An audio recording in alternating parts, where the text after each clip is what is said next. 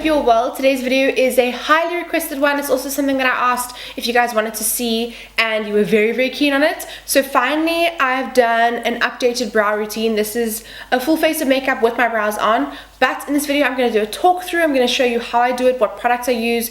Basically I use a combination of two products. I use the Smashbox Brow Tech Matte Pencil. This has a spoolie on the one end and then the product on the other, and then I also use the Essence Make Me Brow in the shade Brownie Brows.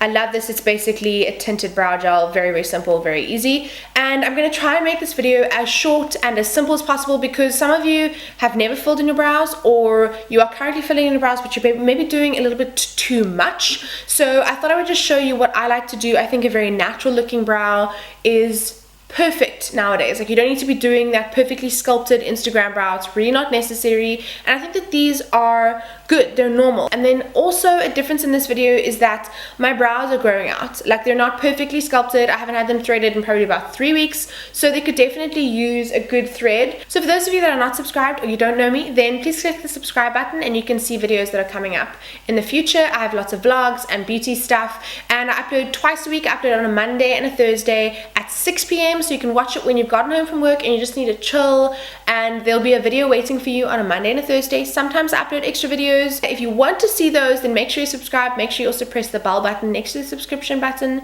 and I think that made sense, and then you'll know when I upload new videos. So I want to show you how I fill in my brows when they're a little bit more unruly, when they need a good thread, and this is what they look like when they're filled in. If you want to see this, then keep on watching. So to start off with, I'm just going to brush through them with a spoolie just to kind of get an idea of where I'm going to go with the brows. My eyebrows are pretty basic. They're already kind of full to begin with, so I don't really have to do too much, but I like a very natural brow. I think most good brow products have a spoolie on the other end, so if you have one of these, that's perfect. Otherwise, I think you can buy them as well, like at Clicks or Discount. I just brushed through my brows, and I wanted to show you what it's like when they're not perfect. So I had them done a little while ago, but I'm just kind of waiting until the end of the month to get them done again. You know, that time of the month where it's like 1 week till the end of the month and you could go, but then it means that maybe you can't get something else in that last week of the month. So I just want to show you what it looks like when I fill in my brows when they're a little bit more ragged and overgrown. And I'm going to use the product side, and the thing that I love about this Smashbox product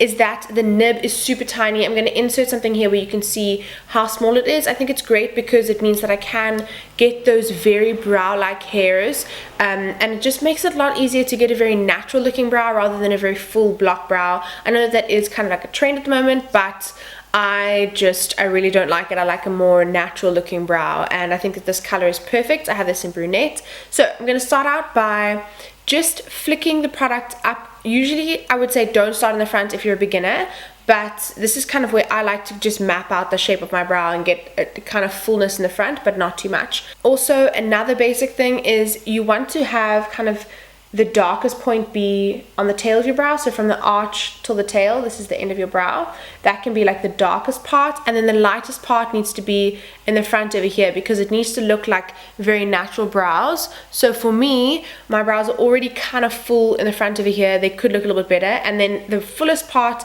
is around right over here, so I don't usually put too much product there, but then I want to fill this in just to get a little bit more of a crisp look, but it's not like a proper like Instagram brow, if you know what I mean.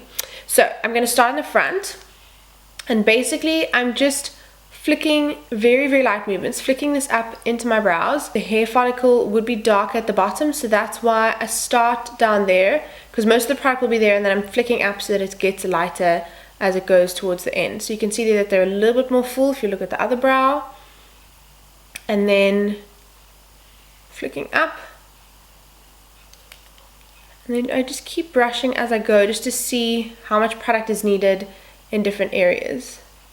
I'm using a very light hand. I'm just flicking my wrist. I'm not like coloring and drawing it in. Just light flicking. That sounds dodgy. And then I like to leave the top and carry on with the bottom part so I can get a shape going. So I basically just do one solid line to begin with.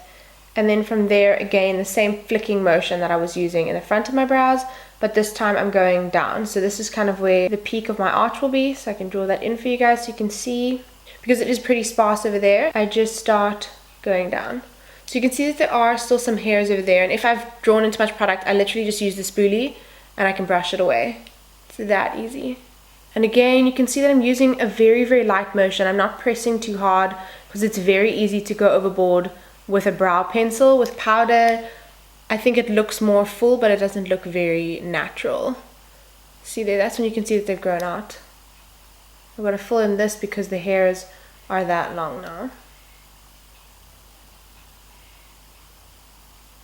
As I said, this part is quite full, so I don't do too much, and I use the same motion and technique by starting at the base of the brow and then flicking upwards so that the top part is a little bit lighter. It's not too drawn in. I think the key to a very natural looking brow is that there are gaps. I can see a gap over there, I can see one over there. There's a lot in the front over here, but that's the point of it looking natural. There's some gaps over there, but I really enjoy it because it makes my brow look like a proper eyebrow. You can see that I'm not going overboard. I haven't done an Instagram brow at all. I've just kind of filled in the areas that look very sparse and they look like you could use something. You can see that the whole makeup application looks a lot better. It frames my face a lot better with just the one side showing with the brow. It just makes everything look a lot better compared to that. It looks very undone. It looks like there's something that needs to be happening there. So you can see the difference between that and that. So now that I've filled in my brow, what I like to do is I just need to set my brows. They're not like overly unruly, they don't go crazy throughout the day, but I just want to make sure that they are going to stay in this kind of shape throughout the day, because if you are maybe going shopping and you pull a top over your head, then you want to kind of have them look a little bit more normal and brushed up, because if my brows go down, then you can automatically see that I've filled them in.